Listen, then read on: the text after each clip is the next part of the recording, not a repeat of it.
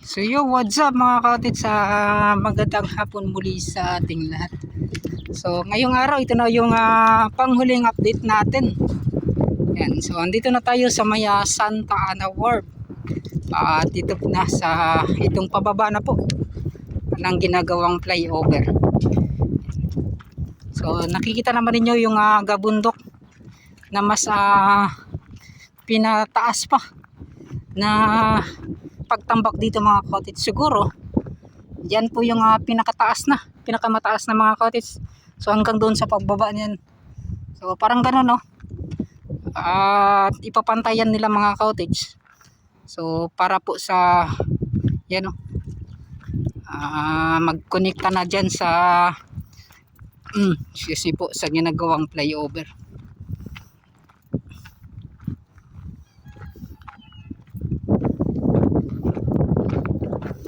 So sa tingin ko, hindi pa nila basta-basta dito matatambakan masyado mga cottage, kasi yun nga po, yung daanan hanggang doon sa kabila sa may Leon Garcia ay dito talaga dumadaan. Wala na kasing ibang access road mga cottage or daanan pa para makapagtambak yung dalawang package na yun na natira dito, yung Relay at yung Mac Builders.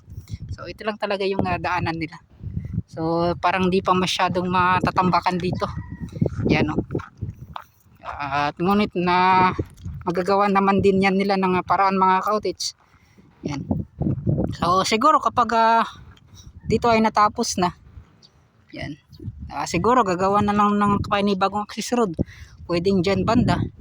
Yan, so dito na dadaan mga cottage, no? Yun. Kasi dito sa itong area na to ay balang araw ay ito po ay masasarado na at matatabunan na dahil nga yun nga po sa pagdugtong dyan sa ginagawang flyover. At pansinin nyo mga cottage, yung poste po dito sa itong abutment ay tinulayan po ng gray. Yun. So it means ay talagang tatambakan na talaga dito. Yan. So bakal pa po yan mga cottage, yung bakal hindi po yan nila tinanggal. So yun. Ano?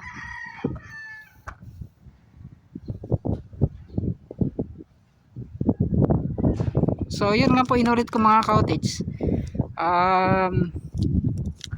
Dito sa gilid, yung naunang update ko, sa pagkakaalam ko ay bricks talaga yung gagamitin. Pero yan, so at kuha na lang natin mga cottage, atin na lang so ito, so babalik tayo mga cottage. So totoo, siguro bricks yung gagamitin. Hindi ko to napansin mga cottage, ha.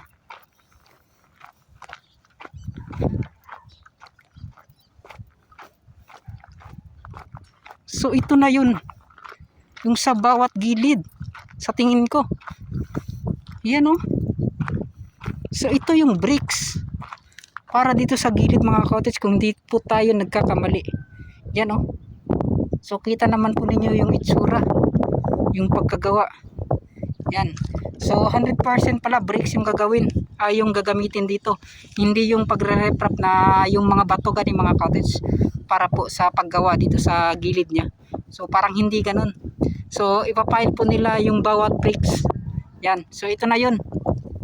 So, kasi yung last na ko mga cottage, yung last na tinanong ko, yung si crane operator, sabi niya kasi yung gagamitin dito sa bawat kilid ay yung mga malalaking bato, so sa paggagawa ng reprap. So ito ata yung i-confirm ko, or saktong sakto. Ito 100% na dito yan sa gilid. Di ako maaaring magkakamali sa itong mga nakita natin. So ngayon ko lang to nakita mga cottage sa 10 days na pagbalik natin dito. So dito yan 100% ako yung mga cottage. Ito na yun yung bricks na gagamitin nila. So yun, hindi ko tayo namalayan yung kanina, napabalik naman ako. So dito na tayo sa loob talaga, hanggang sa dulo na mga cottage sa Batment A. Doon kina yung binabantayan ni SG Vlogger TV, si Boss Ratcho. Ayan. Napakarami pang mga X-Pads dito. Gagamitin pa yan sa likod mga cottage. Mga thousands pa siguro, 1,000 of X-Pads pa yung ipapile pa nila dyan sa likod. Dito namang flyover na napakaganda, kaya kita naman ninyo kung ano yung itsura.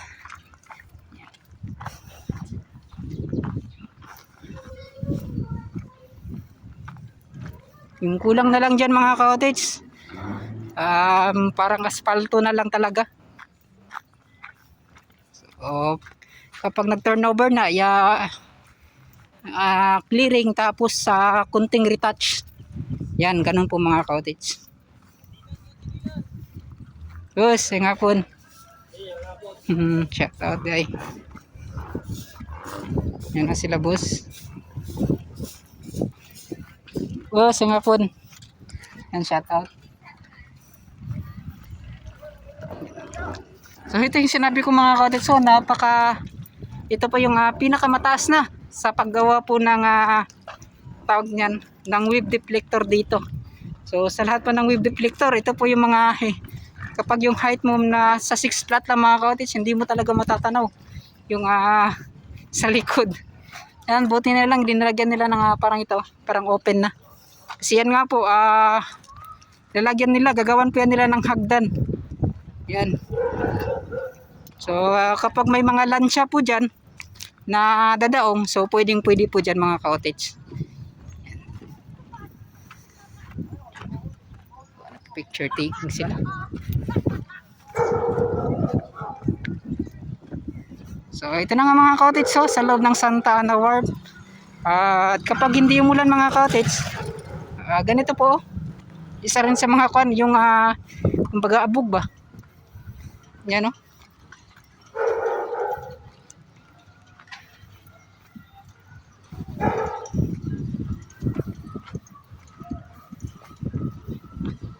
Sila chip oh.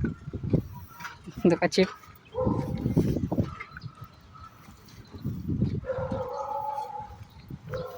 Chip, nga po. Yan o. Sa tingin ko parang maraming tao at ngayon mga cottage na magsisiuan. Kasi yun nga po, November 2 ngayon. So marami yung mga naliligo sa dagat. Yan. Yan po sa loob.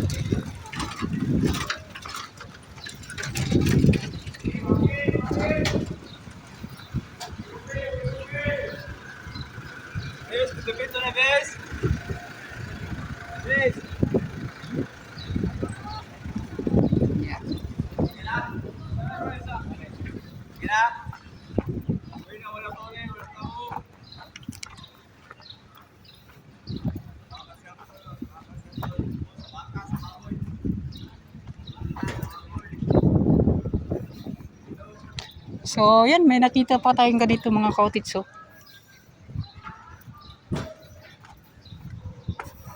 So para saan kaya to? Dahil sa sobrang init ng panahon, magbibitak po yung lupa.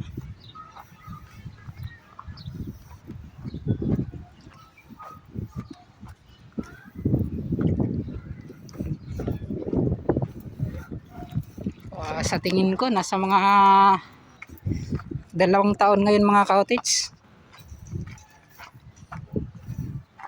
bago pa makikita natin yung ganda dito po sa loob ng Santa Ana Wharf.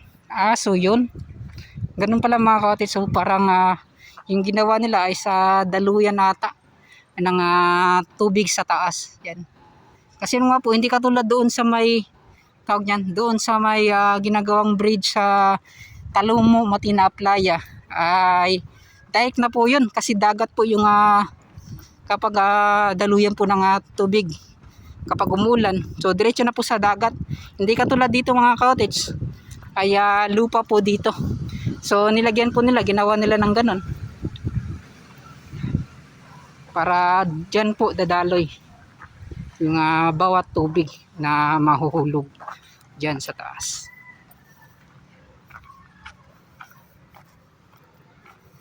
Malaking gastos din to mga cottage kita nyo naman akala nyo parang manipis lang, ngunit napakakan yan, napakasulit na stainless bed or bakal, parang bakal lang ata mga cottage. Yan.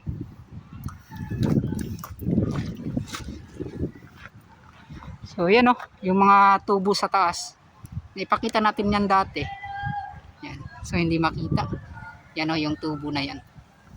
So ginagawa nila para talaga may daanan yung tubig na nakapundo.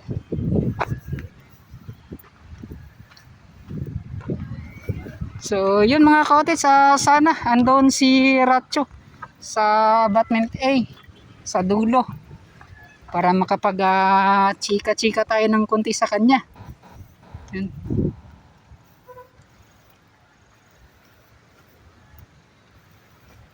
So what time na? 4:11 na po ng hapon.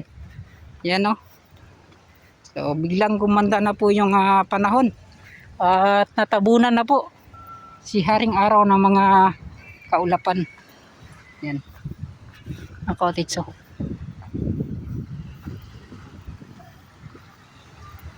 Sobrang ganda ng panahon ngayon.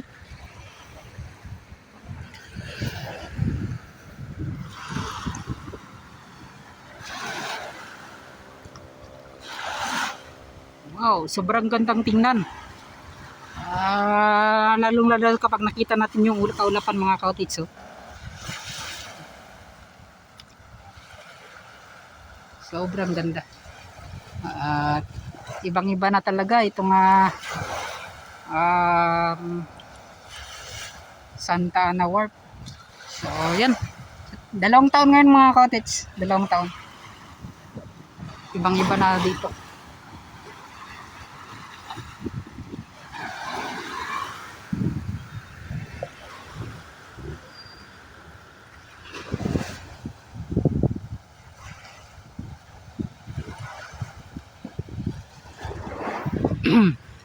So yun, may malaking bangka ambot dyan mga cottage ay nilagay sa taas.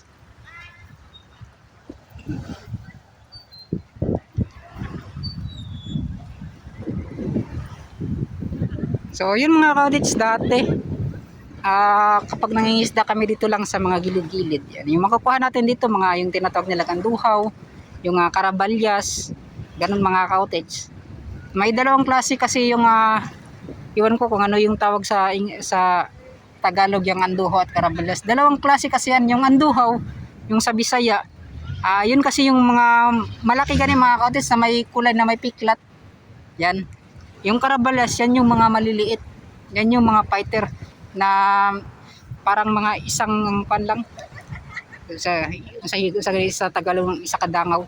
Parang isang lapad lang ng kamay yung haba mga cottage. Ganun. At yung anduhaw, yan yung mga malalaki mga cottage. Yan, share lang natin. At dito mga cottage, napaka dami ng matambaka dito. Yan. Dati yung kunting-kunti pa lang yung mga nag-aarya ng mga pukot. Yan, napakarami dito. Yun, parang siguro mga di natin yan mga cottage, yung parang may pag-abuso ba. Kasi yung iba, pinupuntahan na talaga, inarihan dito sa loob. Yan, dati mga cottage. At yan, pinagbabawalan sila kasi yun nga po parang kuwan talaga, parang sagabal sa mga lansya ba. Ngayon ay pinaparihan sila doon na sa laot mga cottage sa unahan. So bawal na yan sila nakapag-ara dito sa loob. So yun po yung mga experience natin bilang isang mangingisda mga cottage, na ano po yung mga nakuha natin dito. Yun nga po yung mga experience. At ngayon po ay ganito na tayo, nagbablog na. Pero yun, makachimpo mga cottage kapag may mga maganda ng pan dyan, lagayanan po ng mga tawag nyan, ng mga bangka ng mga pambot, katulad dyan sa may yung sa Talomo na napakahaba. So magagawa din tayo ng mga pambot mga cottage kasi yun nga po ay ibang iba din talaga kapag nangingisda ka. Yan. So ito na po yung update natin.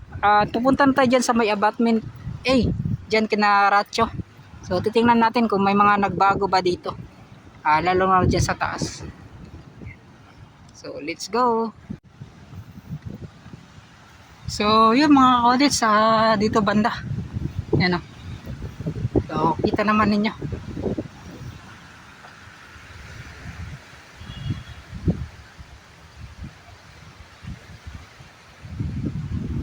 So doon na tayo sa kabila.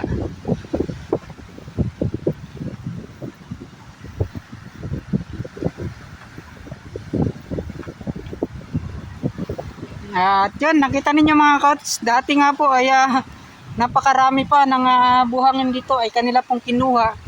At yan o, dati nagkakakuha na yan, yung buhangin nagpapantay dito sa taas.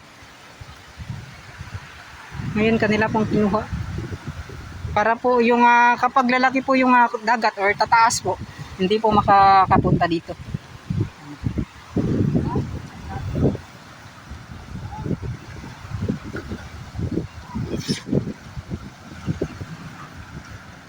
Good. Yan o. Buhay mangingisda. So yun, isang marangal po yan nagawain, yung pangingisda mga cottage. At yun, yung mga gumagamit na mga nakakasira lalo na sa mga dinamita mga cottage ay sana yung mga iba magiging kwan naman. Huwag nyo yun mga tularan na lahat po ng mga mangingisda dito. Bawal na bawal po yun.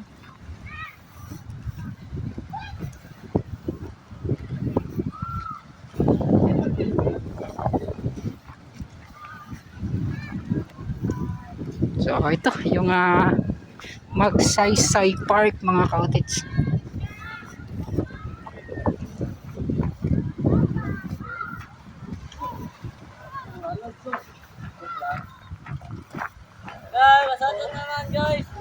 Shout out.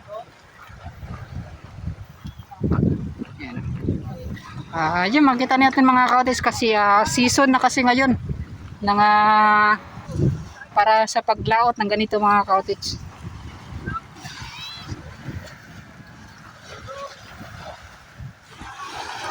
So yan sila ay kumukuha ng mga tuna. Yan, mga tulingan, yung pirit, yan, ganyan mga cottage yung kanila makukuha.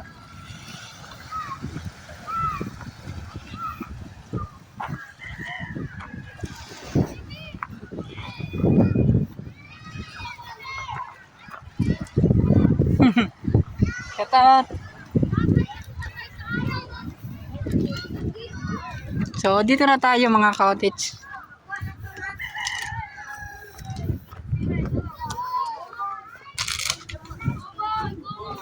So yan, dito banda mga cottage may mga nakataging ng bahay. Yan. Yung paggawa ng revetment road project hanggang doon.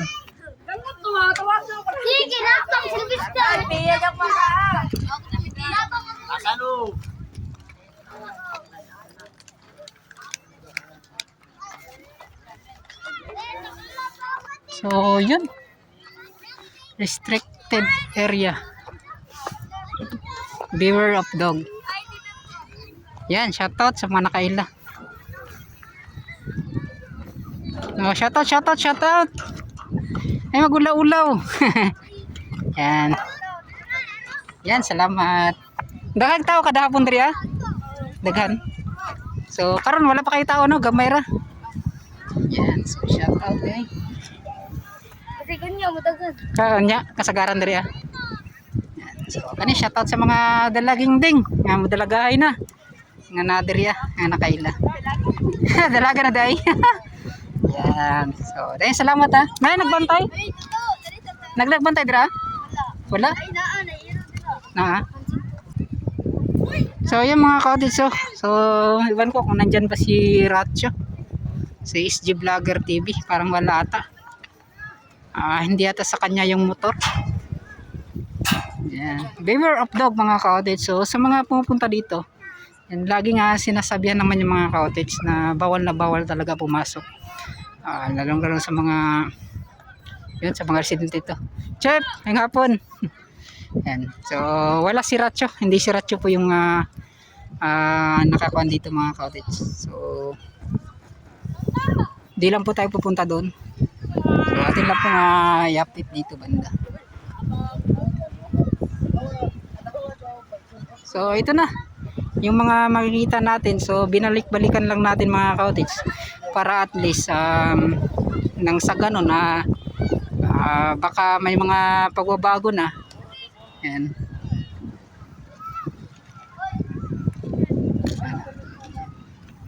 So dito may mga naliligo sa gilid itong coastal road. So parang dito hindi natin maamoy. Tito Tans TV siya to. Dili ba bahog kanal dira? Alam ka ba no? Wala man nakaligo dira. Dahil salamat ha. Ito sa kusakon, adiri na siguro ko muli. Salamat, bye-bye. Yan. So yung mga cottage, ito, ipinasilip ko na lang. Ay. Niya, orugma. Ha? Bye. So yung mga cottage, dito. Yan nga po, so, muli ay sinabi ko, yung kulang na lang ay yung paglagay ng asfalto. Yan, mega shoutout kay SG Vlogger, kay Ratcho na nandito at sa kanyang kasamahan na nagbabantay. So, yun. Mega shoutout. At yan nga po sa pagbalik natin. So, ganito pa rin mga cottage